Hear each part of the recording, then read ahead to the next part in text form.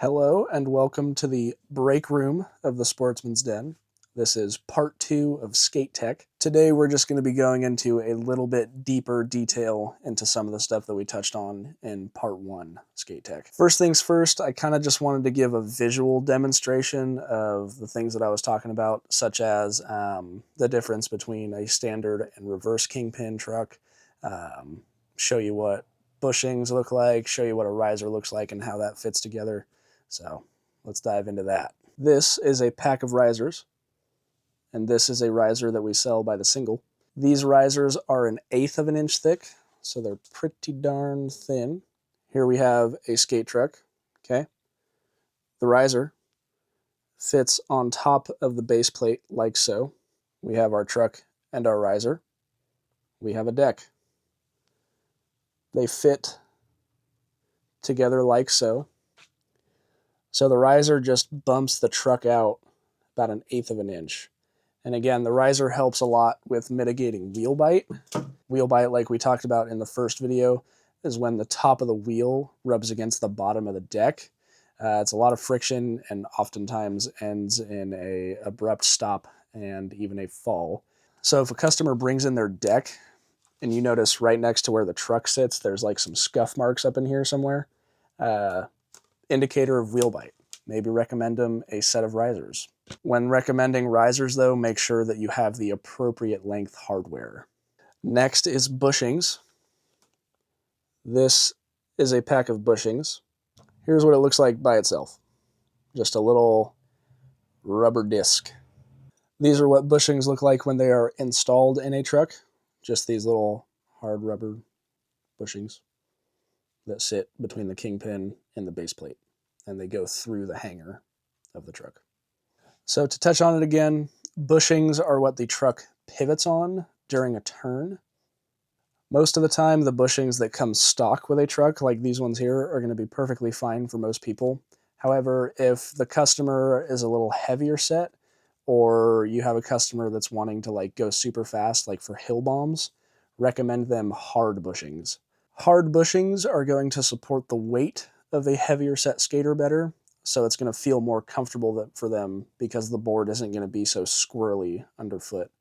And they're going to be better for skaters that are looking to go much faster, like I said, for hill bombs or something. They're going to be a lot more supportive in that way. In the same respect, it's going to take more force for the board to turn.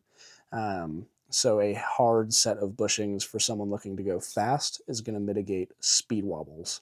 If you don't know what speed wobbles are, it's when the skateboard gets out of control under the skater at high speed, and it'll start to wobble underneath them a lot, and most times it ends in a very high-speed crash.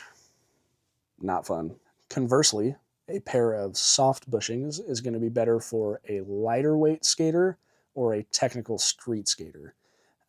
Technical street skaters might like a softer bushing because it's going to take less force for the board to engage into a turn, so they'll get tighter turning.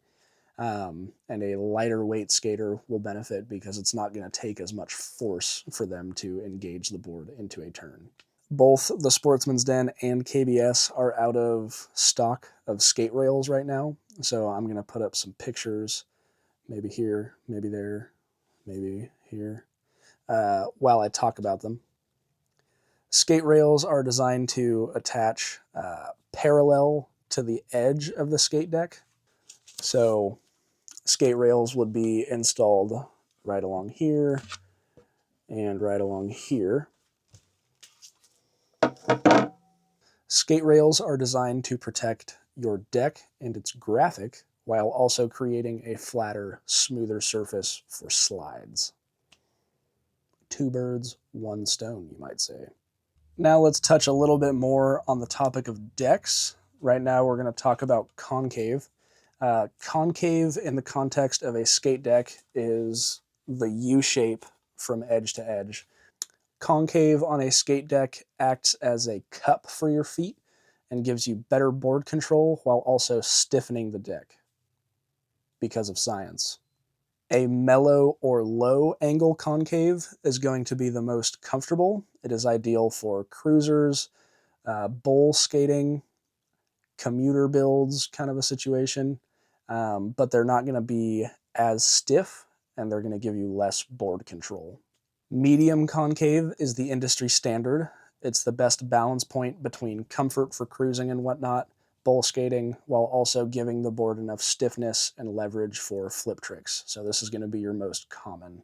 Steep or high concave decks are going to be the stiffest decks. They're going to be the best for board control, so technical street skaters might prefer them, but they're going to be the most uncomfortable to stand on. So I wouldn't recommend a high concave board to someone who's looking for a cruiser or commuter setup.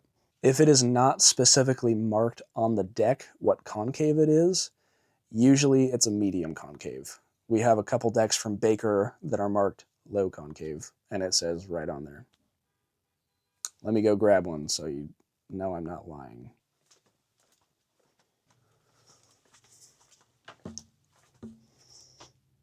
Mellow concave.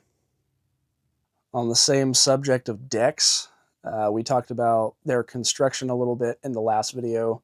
We talked about VX and how instead of 7-ply maple, there's 2 strips of fiberglass. So let's talk about non-VX decks and what they're made of. I kind of already spoiled it. The industry standard for skate decks is going to be 7-ply maple. So that means there is 7 thin sheets of maple wood pressed together at high pressure with an epoxy or resin. Maple decks are the undisputed king of skate decks. It's a perfect balance between weight, strength, and stiffness. Another deck material is going to be birch. Birch is usually on cheaper, kind of pre-built setups. It's cheaper, so it's going to be more flexible and not as impact resistant. So I definitely wouldn't recommend it for someone who's looking to get gnarly. The last bit of tech that I wanted to touch on a little bit more in depth is a visual demonstration of reverse kingpin and standard kingpin trucks. So right here, I have a reverse kingpin truck. That little bit of extra space between the top of the hanger and the top of the nut is going to protect your kingpin much better. So what can happen on these standard trucks is as you engage in grinds and whatnot, this bolt can start to get kind of sheared off and grinded down. And then it's going to be much harder to put the correct socket on it. And like if you need to change your bushings or something, because they do crack and get blown out, it's going to be much harder to change that because your bolt is all torn up here. On the reverse kingpin truck, it's a more rounded shape, so it's going to be much better at like abrasion resistance. It's going to kind of deflect that. And then it also has, it can take an Allen wrench. So even if this gets all chewed up after a long time, you can still take out your kingpin and not worry about it. And that's going to do it for this part 2 skate tech video. Thank you everyone for watching. Again, if you're watching this, you're probably being paid for it, but thanks for watching anyway and learning how to sell all this fun skate stuff. We'll see you in the next one.